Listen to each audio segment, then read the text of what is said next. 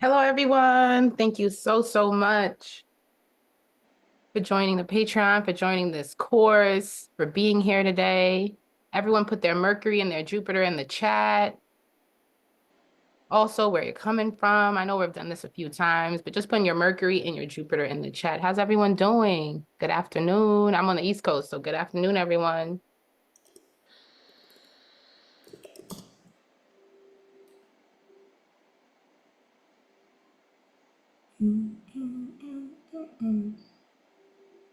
Is everyone hearing us all right? I hear you, Umi. Let me know if you hear me. Yep. How's everyone doing?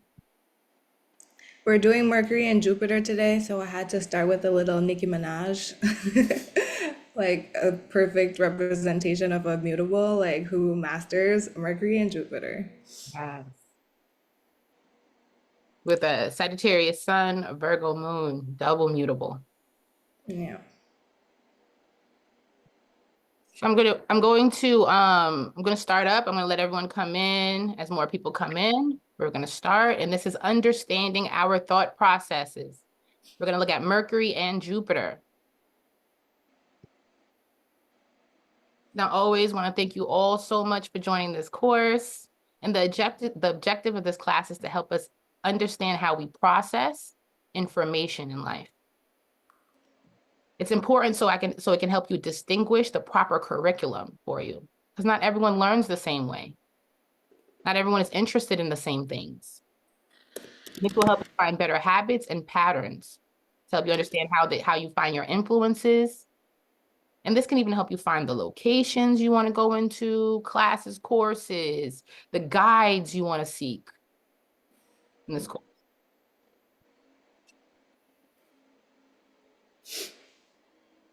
I'm looking at some Mercury, right? And just to even share, my Mercury's in Sagittarius. I have a mutable Mercury. Now, the mythology part of Mercury and Jupiter. Mercury is associated with logic, communication, writing. It's the messenger of the gods. It also rules our relationships with our siblings, our earlier development. So it rules our neighbors, our first friendships, our cousins, the people we first communicate with, our first best friends. It also is connected to maps, travel plans, just like a Mercury retrograde, what they tell you, don't travel. There'll be traffic, there'll be delays. It also rules letters, writing. Most Mercurials are great writers. To be honest, to even be a blogger, you're going to need to have some Mercurial dominance in your chart. Let it be the planet, the houses, or the signs. And Mercury is associated with the third house and the sixth house, and it's home to Gemini and Virgo. And it's also in mythology associated with Hermes and Thoth. Jupiter, associated with our wisdom, our faith. It's our guides. It's a grandiose energy. It amplifies things, expands our horizon. So it's about optimism. It's good fortune. And while you'll find the Mercurials where they're writers, you'll find the Jupiterians where they're public speakers. So these are the podcasters. These are the ones that's like, hey, let me share my idea or my perspectives of the text. Whereas Mercurials will be more focused on the text. And with Jupiter, it's associated with Zeus and Amun-Ra. And the houses that Jupiter is associated with as well is the ninth house and the 12th house. Home to Pisces and Sagittarius.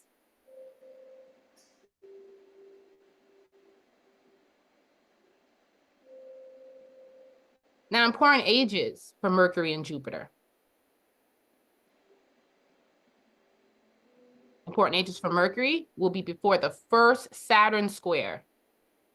So that's between the ages of 1 through 7 years old, and it matures at 31 years old. The brain does not fully mature until the third decade of our lives, 31 years old.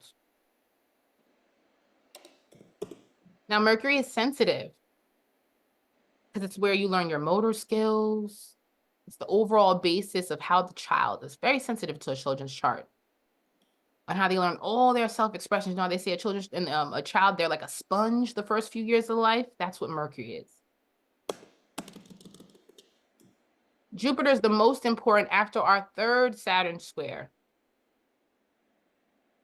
So our Saturns are, so Saturn, first Saturn square, Saturn opposition, third would be our third Saturn transit, but it's our second Saturn. It's our second Saturn square, but it's our third Saturn transit. And this is between the ages 12 to 21.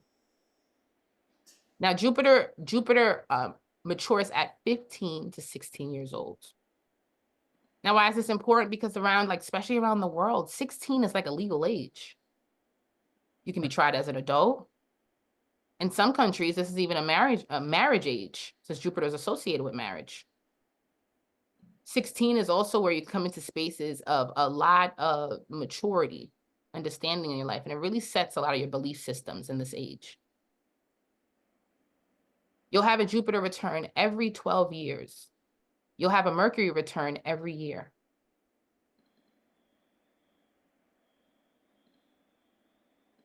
For important ages for Mercury is before their 7th birthday.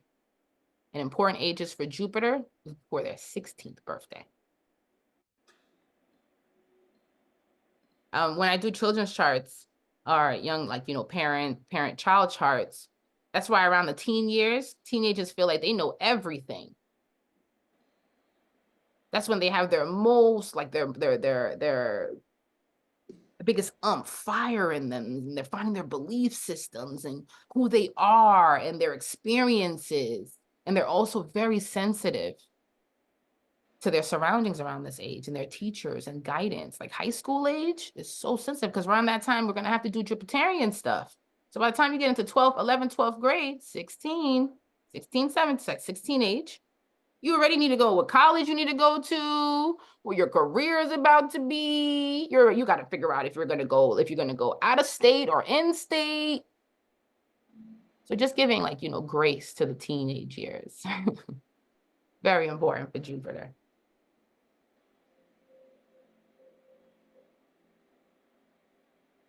Now, important thing is to look to see where these planets sit, in what house.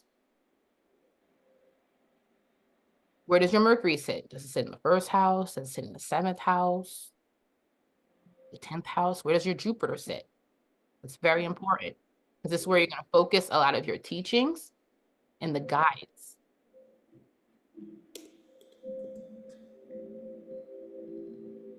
Like example, for me, Mercury is in the 5th house. So my mind, I have like a playful mind.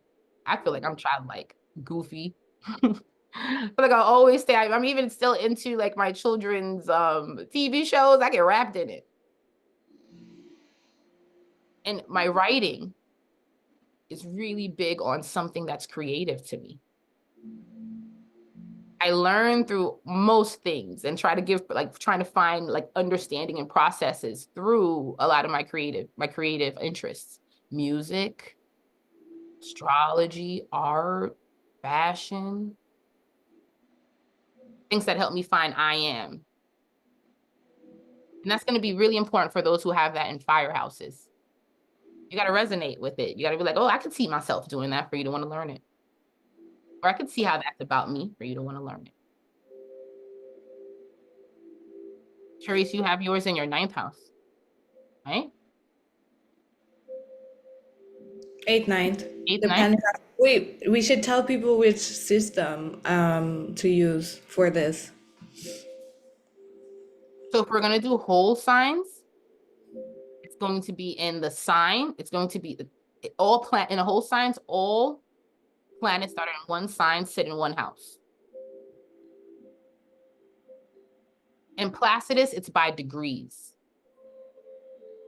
So depending on the house degree, if the planet is before that degree, it could be in the house prior. And if the planet is after that, it can be in the house after. So for me, Mhm. oh, no, I think we're done. Houses are equal houses is also where it's just all houses are equal. All house starts are equal. So whatever it starts at, so if I'm a 17-degree Leo rising, my 2nd house is 17-degree. My 3rd house is 17-degree. And wherever your planet degree is, that's where it'll sit based on that degree start. So you're saying yours is in the 8th? Yeah, I was saying based on degree in Placidus, mine falls in the 8th. So if we're going to look at now with Placidus, it's going to open up where you really want to look at how transits aspect you. Hmm. Um, um, that's going to be the degree factor. But if we're going Okay. to look at how it comes all together, whole Then, sign can help you because then it's still something that even connects to your sun, mm-hmm. And sunset. then most of my ninth house is Sagittarius anyway. So yeah, I would look at that.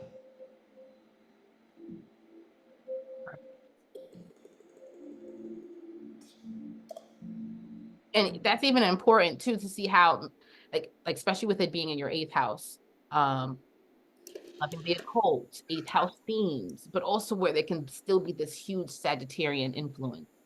So just looking at when you do Placidus charts, how many degrees is it till you get to the next house? And is That's that enough for it to be your entire way of looking at things? okay. Now, I always want to talk about aspects. Aspects is important because it lets you know the relationship between your Mercury, your Jupiter, and your personal planets. Is it a good relationship? Is it aspect well? Does it come into is it compatible or incompatible? Example, if I have a sun that squares, challenge my Mercury, that could be a little difficult for you to take in information, to find your interests. If I have if I have Venus square my Mercury, finding your love language can be a little difficult. Communicating what you want and what you desire can be difficult. Whereas if someone has a trine or a sextile, it'll be more of an ease. But always remember, a sextile is a little like, it's like having a sweet tooth. So where it's always talking about me and what I want and what I need, that basis there, or always feeling every belief or every process that you get into has to be more of where you desire. You may not find the best relatability, especially since Venus is an energy that's more towards self, my needs, my desires. But aspects are important with letting you know the relationship you have with how you communicate with yourself based on your personal planets. Your moon, can you communicate your emotions? Your sun, are you well in communicating communicating and finding your interests, communicating what you need to build your identities, going towards your identities, working towards it, finding your, being conscious of your habits, your Mars. Are you able to communicate and really find better habits, patterns, and how you build your frustrations, take initiative, reach your end goals? Having Saturn aspecting it. Regardless, Saturn slows things down and wants you to discipline this. But how? Is it challenging to you? Is it natural to you? Because you could have a sun conjunct Mercury and be like, I'm supposed to be brilliant. But then if it doesn't aspect well, or well, a sun conjunct Mercury, I'm supposed to be brilliant, depending, now I want to open that up because of this. Depending on why this can be a little difficult with the sun conjunct Mercury, what sign is it in? How's it aspecting through sign? How's it aspecting through house? Because sun conjunct Mercury can make a brilliance. But if it's not in the best sign or house, now it can become uncomfortable. And those are aspects, the conversation that it's happening between planets and houses. Other planets within each other. Very important. So what is the relationship my planets are having in sign and houses is your aspects.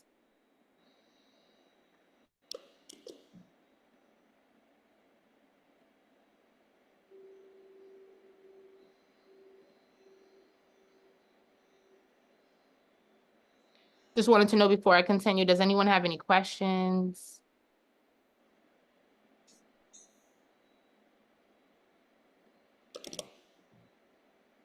You can put it in the chat or you can even come up.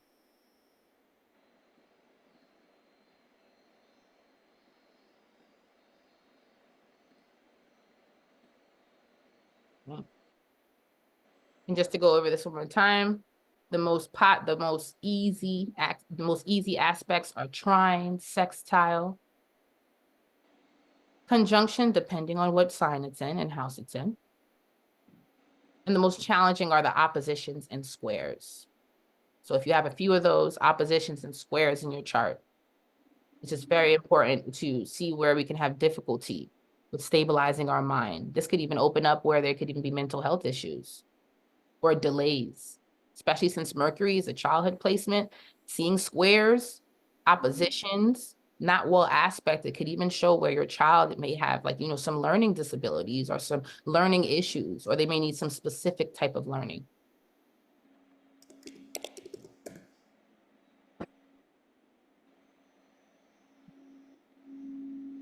Mercury through the modalities. Now, modalities are cardinal, fixed, and mutable. Now, when you have a Mercury in cardinal, you seek end goals. You have a direct approach in how you speak. You have a leadership tone. And this is Aries, Cancer, Libra, and Capricorn. Now, when you have cardinal energy, Aries, Libra, Cancer, Capricorn, it's more likely that you are the first, only, in some capacity in your family. So just having this Mercury energy, especially this early childhood placement, you can most likely be the oldest or the first or the one to really change the trajectory of the family. So naturally, you're going to have a tone that's a little tough. When I do children's charts and I see Mercury in cardinal, these kids could be a little mouthy or they're a little tough with how they speak to you. They're not afraid of adults.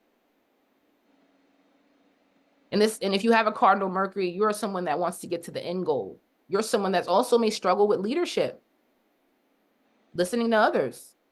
You feel like you know what's best for you. This could have been a placement where we struggle to listen to a parent. Because if you saw that they couldn't really take that leadership role responsibly, you push them out the driver's seat. My turn. When I started doing sessions, cardinals were my least likely. Because cardinals may not always be into that mystical. They're more into getting certifications, degrees. They're more into spaces where it needs to make sense. I need to see how I finish and how I end. And these are also hyper-functioning Mercurial placements. Work, work, work. Be careful and not have it. Be careful of having a workaholic mentality where there's no fun, all work. Cardinal. Fixed. When you have Mercury in a fixed house, fixed sign, you have a creative mindset. This is also a Mercury that can be slow to speak because they need to process how they feel.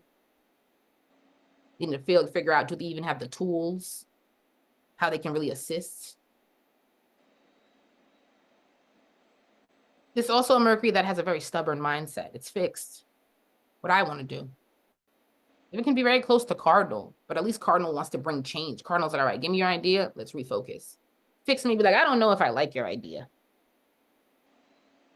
I need to figure out if it's an idea that I'm comfortable with, if it's an idea that I can even afford, because this is even a Mercury that is very resource mindset, the resource focus.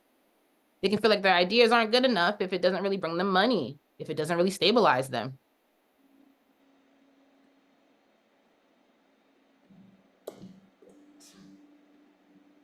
It's very important that these Mercury dominants really find self-worth, because that's the only way they're going to feel like their ideas can come about, can be valued, if it's worthy to someone else. So they have to find that within themselves.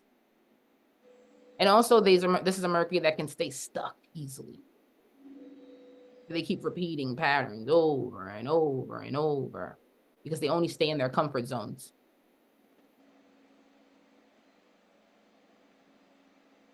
In positive setting, this is an excellent Mercury in working in finances and resources. This is a money mind Mercury. They're able to see that everything's about a value point. They're able to see what's worth it and what's not easily. This should be a Mercury that can work in handling, just being good with just money management and needs to. Especially since it's a creative mindset.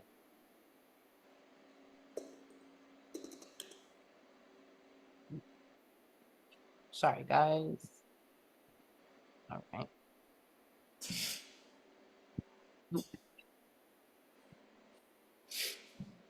Mutable.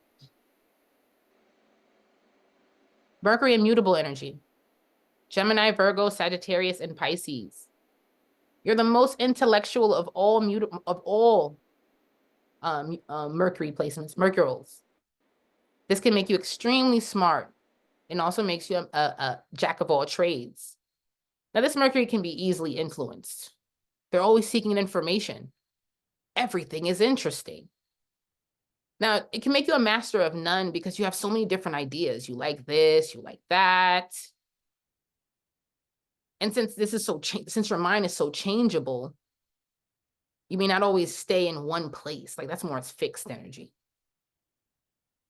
You are gifted in seeking information and retaining it, but you got to be conscious of that intention span.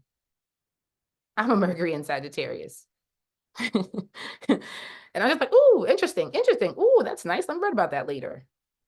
That I really like, I had to even start doing like notes so I could go back to things that I like was interested in early in the day, early in the week, so I could come back and build on. Because I need something fast moving and my mind is fast moving. And that can be constant for mutables.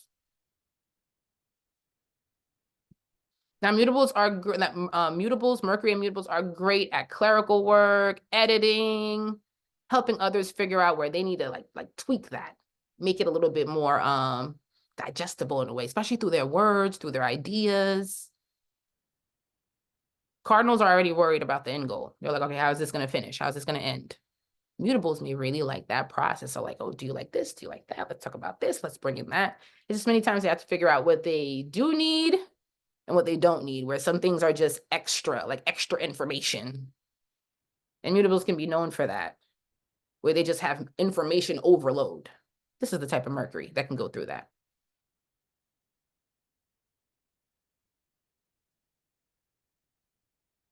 So cardinal, fixed, and mutable.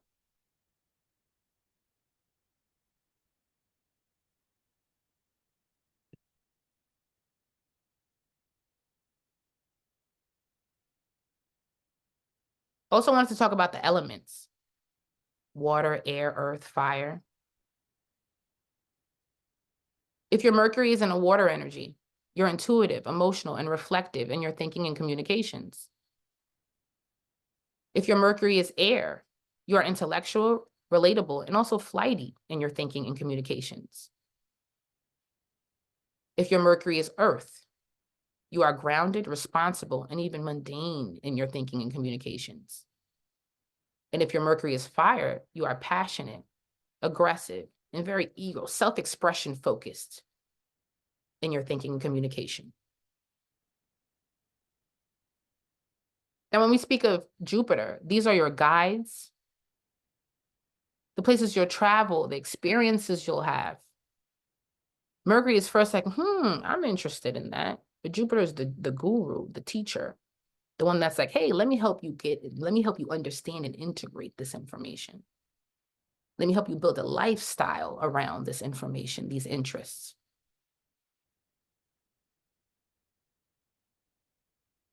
So when you have a Jupiter in cardinal energy, you want a serious coach.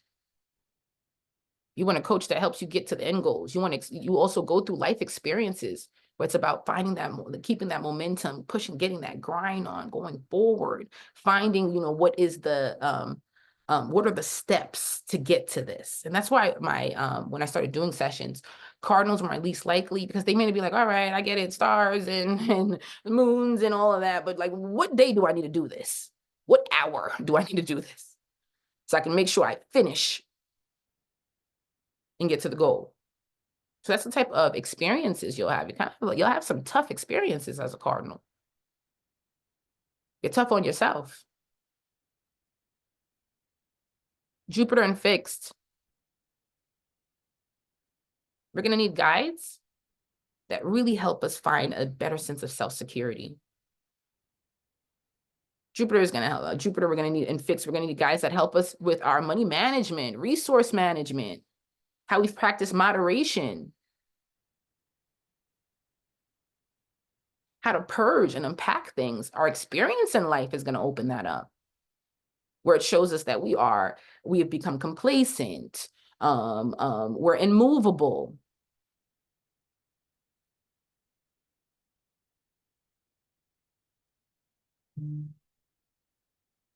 Another thing with fixed signs, these are energies that are really into like holistic and working with herbs, roots, things of sort.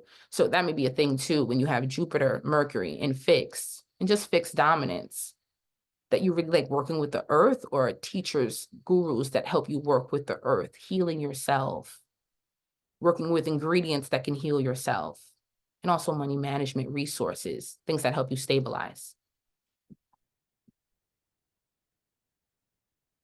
Jupiter immutable. We're going to need guides that help us expand our thought. We might, Jupiter, just with the Jupiter in mutable energy, you might even be a travel guide. You might enjoy working with a travel guide. You might enjoy going to retreats, spaces that allow you to be in an secluded area, especially as a Virgo and Piscean energy, to learn. Jupiter and mutable might really like, tourism, where we're going around, we're meeting new people, getting new stimulations, and learning about texts, museums. You'll enjoy that. Historical monuments, you'll enjoy that. Even having Jupiter and immutable energy, learning about different cultures. As a mutable energy, you're more likely to go to different countries and learn some sort of teachings, maybe through a different culture, through a different language, dialect. You're more likely. Even when you have Mercury and Jupiter immutable children, they will really like joyrides. Let's go for a joyride. And when you do have Mercury and Jupiter and immutable energy, since it's a double effect, two of the placements in mutable energy, Gemini and Virgo, are connected. Well, both of them are connected. Gemini and Virgo connected to Mercury, Pisces and Sagittarius connected to Jupiter. Sometimes we can have so much information that it almost becomes useless. We don't really know how to use it. And I just want to center those who have mutable energy in their Mercury, Mercury or Jupiter, or just in dominance. Why are you learning what you're learning? What is it for? Where do you take in the information and now integrate it and make it real? Or are you just like jack of all trades, just going and going, knowing and knowing? What is it for? Because then it could just bring in spaces where you know so much, but you do so little. And that's very important for those who have Pisces, Gemini, Virgo, and Sagittarius.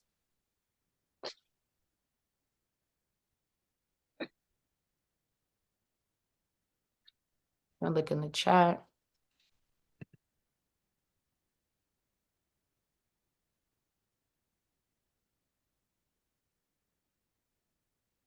Elements. Jupiter and water. And just like with Mercury, you want an intuitive, emotional, reflective guide. You might also find that you really find a lot of that optimism and build a lot of your systems by water. You were saying something? No, I think someone was unmuted. It's okay. I muted them. By water. Just with water signs, you might be reflected by the lake, maybe going towards like especially retreats, things of sort. That would be by like water spaces where we do water rituals, where it's a strong water associated guide, a water sign guide. Jupiter and air, guides with air energy. Intellectual guides. Also, Jupiter energy, this would be more in like spaces where you would go to meet people, find like-minded people.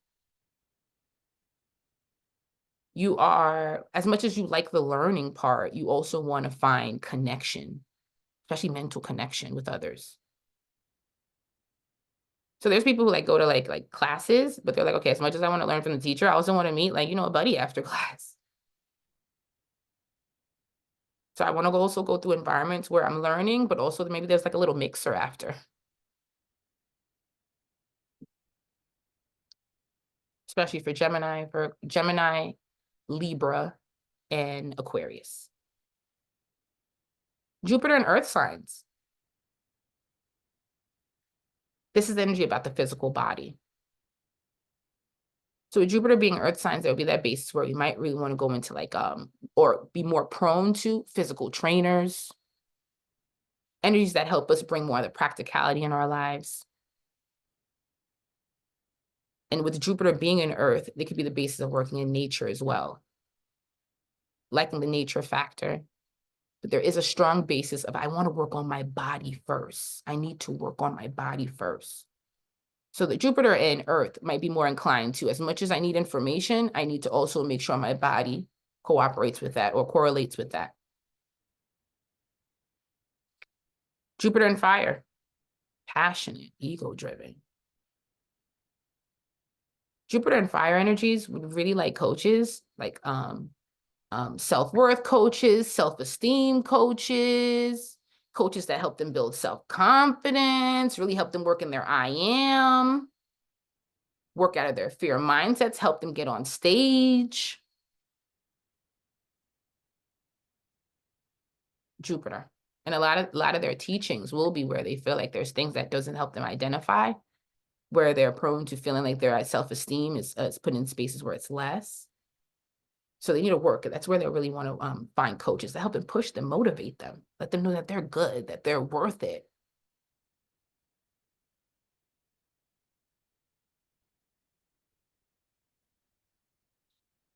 At the chat. Right.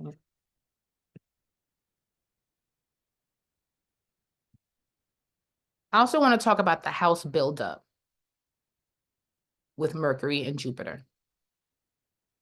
Third house. First, we learn to condition our minds, most sensitive part of early development. Sixth house, we learn to build our standards and find our habits. Ninth house, we build a lifestyle through this and find belief systems. In 12th house, we reflect and find our truths and wisdom, since 12th house rules our older age until we start again.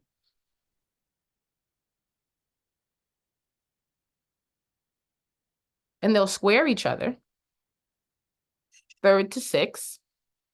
Because many times what our parents and our family can teach us, we'll realize as we start to meet other people and start building our standards, and as we walk into the relationship house, that a lot of that is things that we need to purge. That we go out there and we realize, my mom don't use that in her food. Hello, I know your mom did that, but my mom doesn't do this. Oh, I know you went there and you clean this way, but I wasn't taught to clean that way.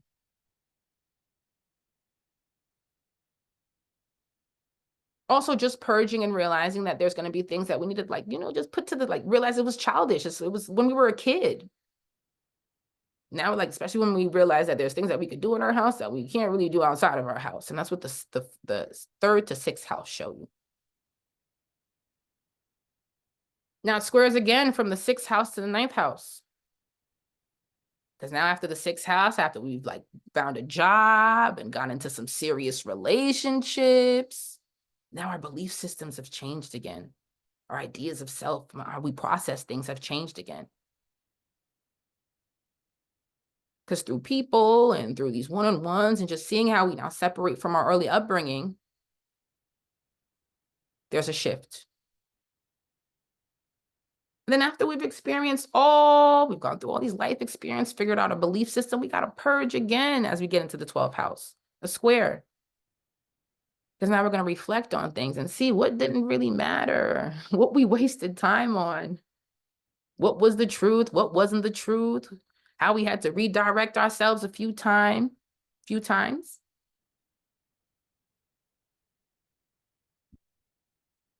until we start again.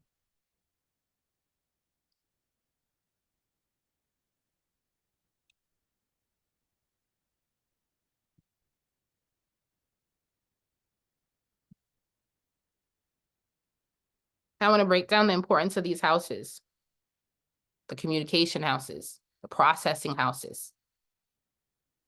The first of them all, the third house, associated with our motor skills and our first understandings of information. It's where we start to understand our other people and how we share thoughts and actions. And this is why the Mercury is so sensitive in a child's chart, because it's when they learn to speak and show signs, like we spoke before, of delays. And it rules right before we enter grade school. So it covers the ages of nursery school to kindergarten.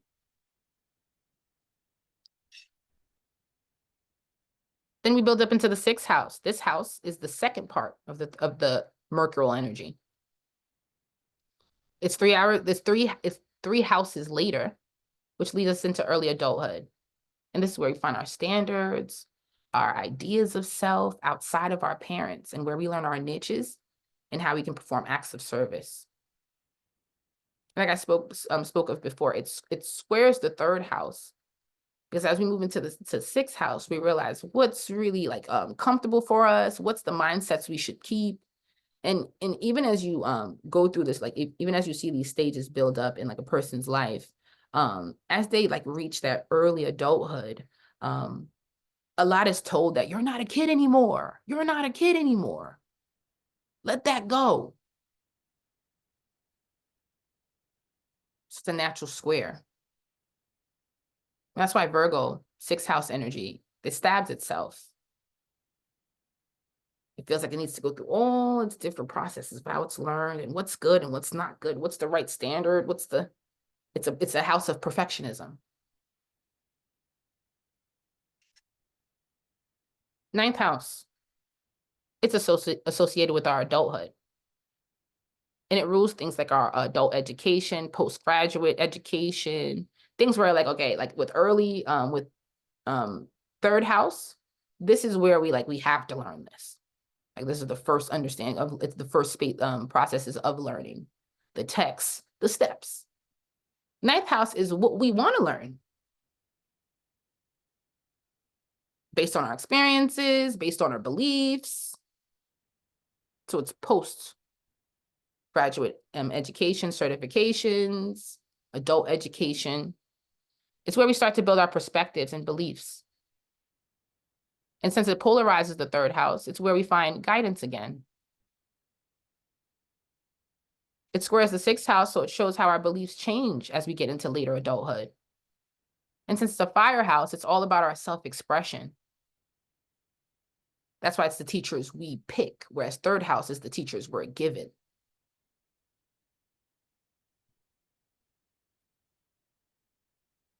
Twelfth house is associated with the psyche. It's a water house. It's our emotional understandings, our emotional processing. This house rules the older age because we're about to wrap up our life circle. And it's also when we become the guide. Now in this house, since it is an energy that is still since fire and water can be energies that are more subjective, it's still an energy that is focused on our understandings, our experiences, but now we need to pick what is the wisest. Where do we feel like now at the end of our life, this is true to me?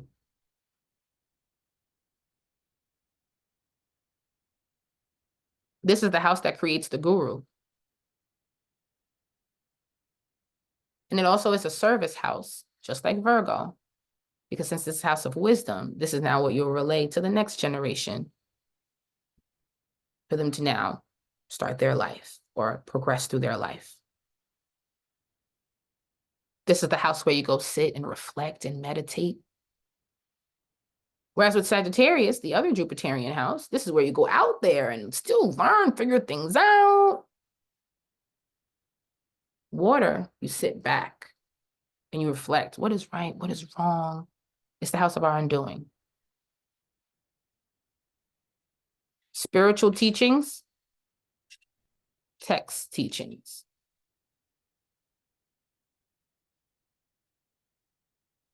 Teachings that could be more about self-expression. Teachings that could be more about the basis of rules, order, the fundamentals, the basics. Not in that way, but the basics. Let's get to the basics. it would be a third house and a sixth house. I'd be like, can you explain to me like a 5-year-old? Like, explain to me the easiest text. It'll be the ninth house and the 12th house. Like, can you put some like music in the background? Like some shabazz? Like, you could even make up words. Give me a performance on this information or your ideas. Like, leave the text alone. What do you think?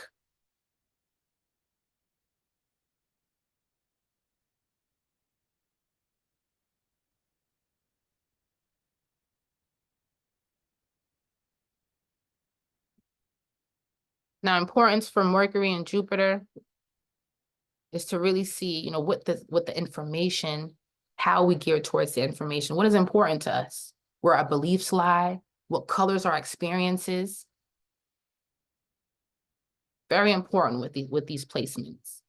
Because you can have a well-aspected Venus, well-aspected Sun, but if your Mercury, and that's why it's the closest to the Sun, is not well-aspected, you may feel like all of it just stays in your head. It never really actualizes.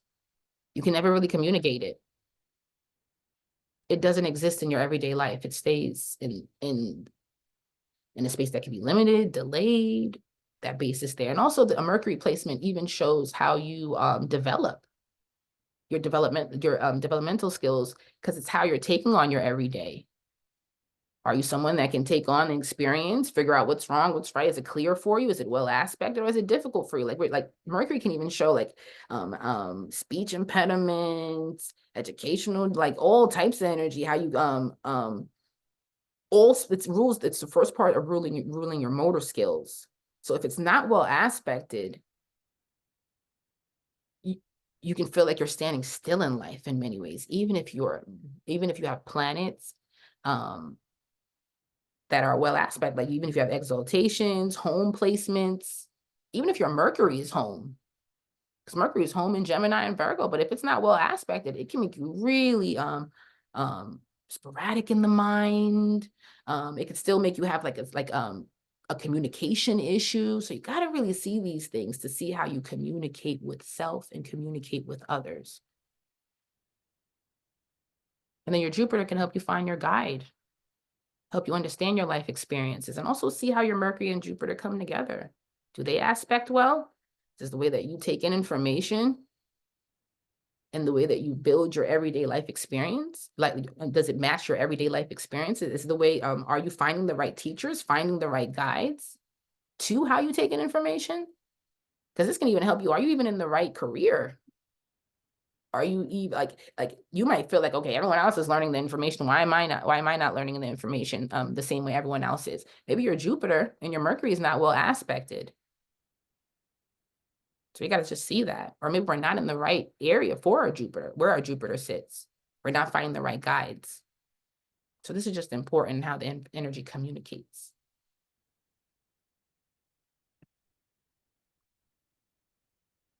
I also want you to see where your Mercury and Jupiter sits in your own chart. Does it sit in a mutable house, fixed house, cardinal house? Just seeing where it sits in the chart can show you a lot where your ideas will come from, your interests will come from, who you will want to communicate with, the best way to communicate with you. And it's so important to look at Mercury because it's the most sensitive part, the moon and Mercury in a child's chart. Moon, because they're going to need that basis there, that comfort, but Mercury, how they are spoken to, what they are exposed to mentally.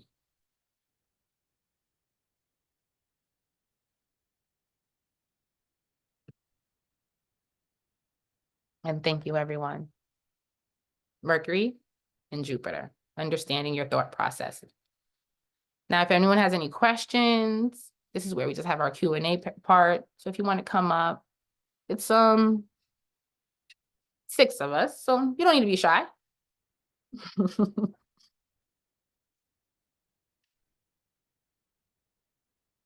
You could put in the chat as well.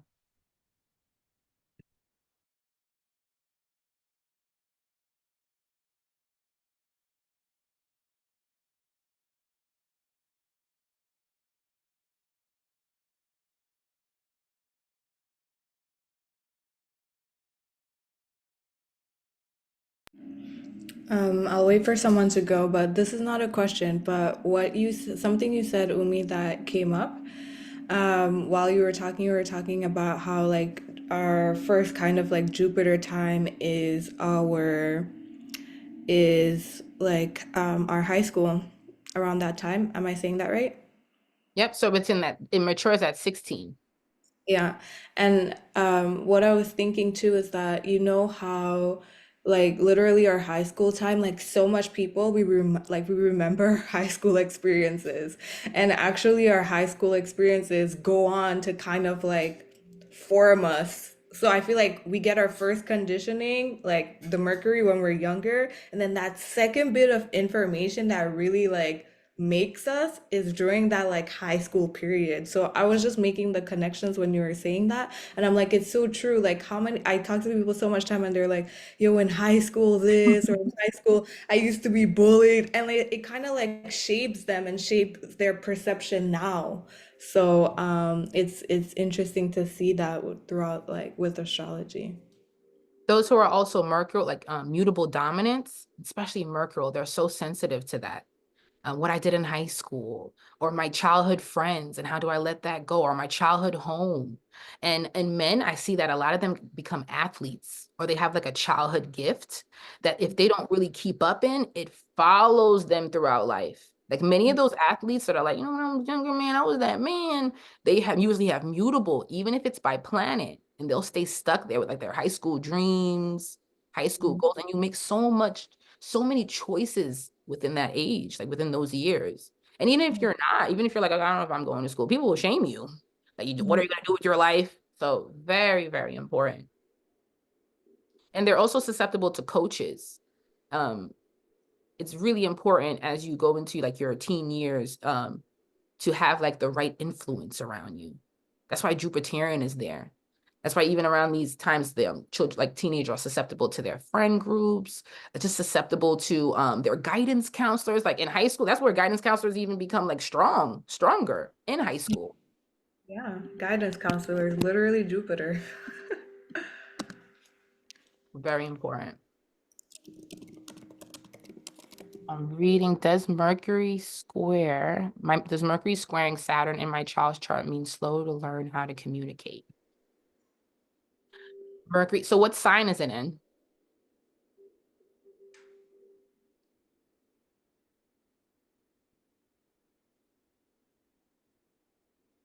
You could come up, Madeline, if you want to.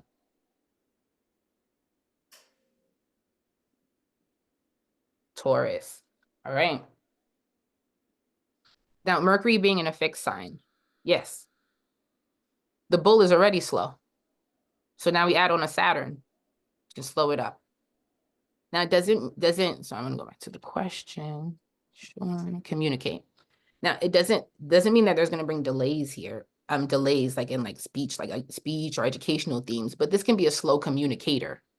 They first need to feel good in what they're saying, comfortable in what they're saying. And since Taurus is associated with the moon, they might be like, Mommy, can you go in the corner with me while I tell you this? Or when we go home, can we talk about this? Fixed and earth. So look at it that way too. They have to be comfortable to even communicate. So they might be the best, like back to that home dynamic or in or around people they feel the most comfortable to. Now, since Taurus does oppose Scorpio, they are still very intense in the mind. They still want to go into depths, have deep conversations, but they first need to feel comfortable. And also Saturn aspecting Mercury gives a cardinal energy as well. So that's probably why they need to feel comfortable because they might tell you some serious stuff. They're serious minded, mature minded. What personally for this trend, personally for this aspect, even when it comes to you and like you and dad, where do we feel like we needed to need to find our resources? Where do we feel like we needed to work towards building security? Where was there a big basis of needing to have more in-depth conversations with each other that needed to take time to grow into? Because that's why the child's taking this in. So resources, that was a conversation you were having with dad. Can we afford? How are we going to afford? Saturnian, where things needed to grow, may even still be growing. It needed to mature the way you communicate with each other. And even why you guys got better communication, we guys started to live with each other. Or it's better when we are in close dynamic with each other. So it's square. Yep, fixed.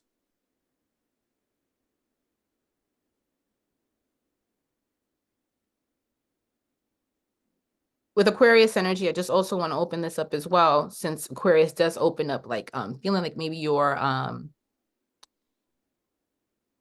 yes, it can open alienated, but you're in like outside groups, like you obviously feel different. Culture clash. So maybe there's even something going on where where the child may feel like they're learning two different cultures at once, two different like from two different value points from two different backgrounds. Like just to put this in like real time, I eat something at dad's side's house, or they teach me a certain language there, and then when I go over here, they teach me a whole nother language, and I eat something completely different over there. Madeline, what's the culture clash?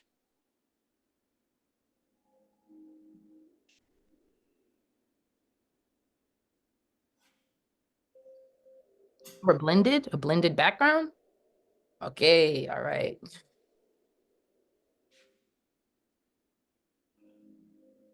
Dad's house is Hispanic. She's like, where do I fit in? But she likes both. So she's trying to integrate both since it's a square. So that is that as well. Creative child as well. Creative, um, putting them in spaces where they can go into boys and girls clubs, camps, spaces where they can see, where they can learn within diversity in a creative way. It's creative placement.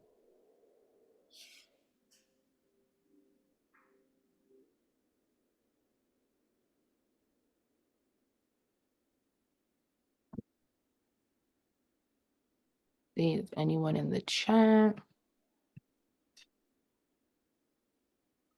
Do we have any more questions concerning our Mercury placements, how to utilize them, any aspects to them, and how they could possibly manifest? We still have about 20 minutes if you guys want to do. Just see this part as just a live Q&A as well. So just feel free to ask your questions. Especially since this year Mercury went direct in Sagittarius.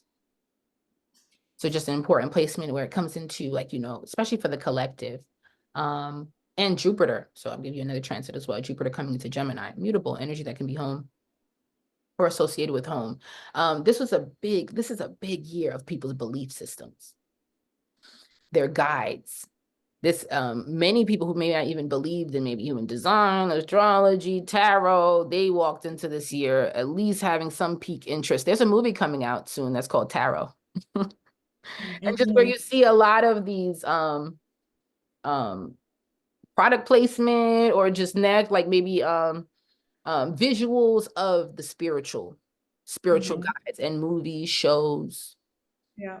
More than likely, with Jupiter coming into Gemini, there might even be some sort of um publication or just some sort of platform, huge platform for everyone to see, where you can have a higher learning, spiritual learning, where it'll be a natural, maybe even in schools, things of sort. Well, it's naturally going to come into that. But this year, it started with Sagittarius. So there's a different type of teaching the collective wants. Mhm. Interesting. So this is a energy for the collective, with where I want to find not only traditional guide, but I think we all need a spiritual guide now. Interesting. When Jupiter comes into Gemini in May, this will now open up more locations people can go to, or where it'll become more of that norm. We're like, yeah, I've done that too. I'm going there too.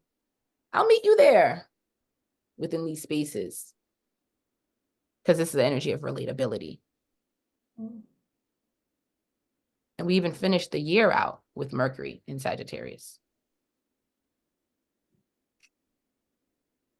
And just with the, even to put it into like perspective with the astrologer that just transitioned, how that made news, like top news, that base is there, it's centered. And we're going to see more of it, more of it. People want a specific guide this year. And it's a Jupiterian ninth house type of guide.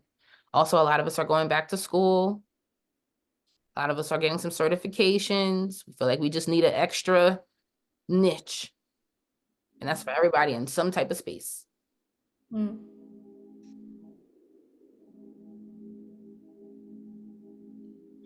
I'm excited for Jupiter and Gemini.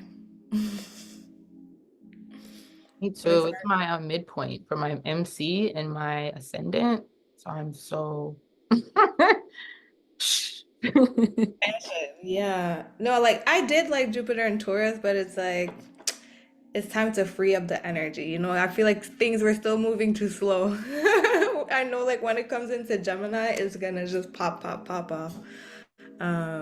Cool. I like that.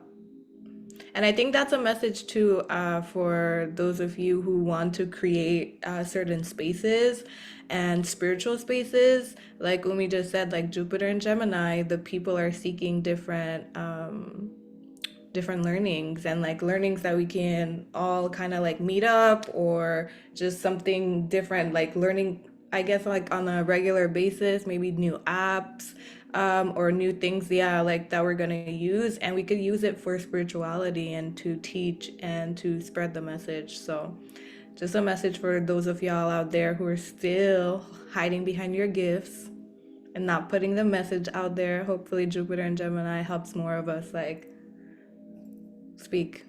Yeah, that base is there. Also, remember that Pluto's there in Aquarius. So that's a sextile or a trine and a trine. And Pluto in Aquarius is all about that.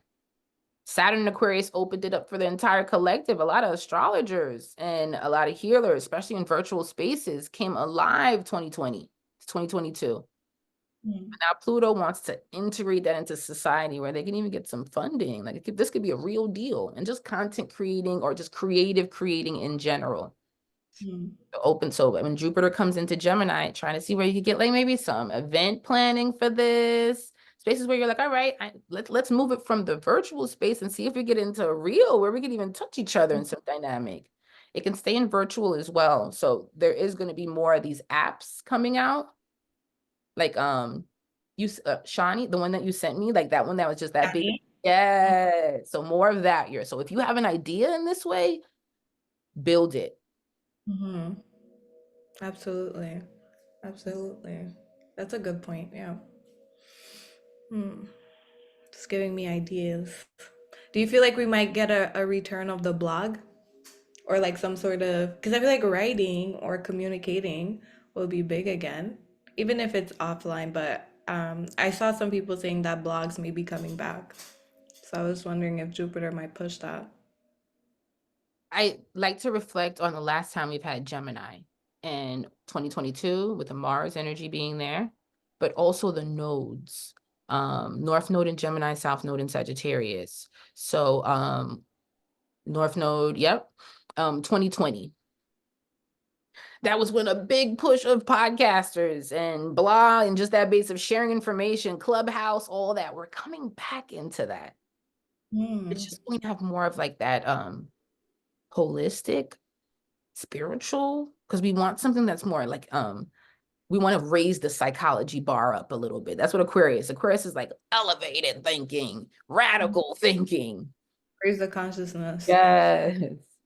So we're coming back into that. Maybe even a lot of the mutables right now, Gemini, Virgo, Pisces, Sagittarius, are getting back into their writing, Mm. back into their studies, back into where they started speaking, like started sharing their information. So the summer is fruitful for many of you. I see the mutables right now. A lot of them are on tour. Um, Nikki, Offset, all the mutables too. All the comedians are on doing their thing, and they're all mutables. Most of them are mutables. JT, all of them. I'm like, oh, okay, the mutables are doing their Virgos are out here. Mutables. This is Mm. your time to share your gifts, share your information.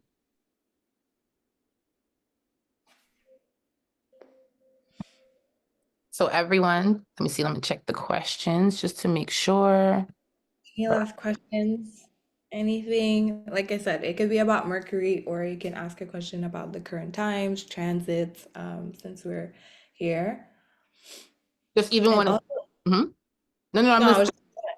was I was just gonna finish. And also let us know which what we should do next. What you guys want to see next? If you want to see another specific planet or something like that. We did Mercury, we did Venus. So let us know what you guys want to see next, and we'll come back within the next couple of weeks with another live lesson like this. Go ahead, Omi. Just wanted to talk about the Mercury retrograde. It's in Cardinal.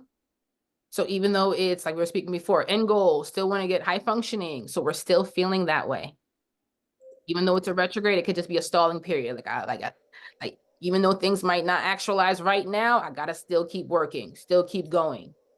Since it's in cardinal energy, it's going to be most specific, this Mercury retrograde, for cardinal signs: Aries, Libra, Capricorn, Cancer. Aries energy, so Goldie was like, my Mercury's in Libra and I've been moving. Yep, you're moving. We're not sitting still. We just may go into spaces where like, all right, maybe in May, all of this will make sense. I'm just going.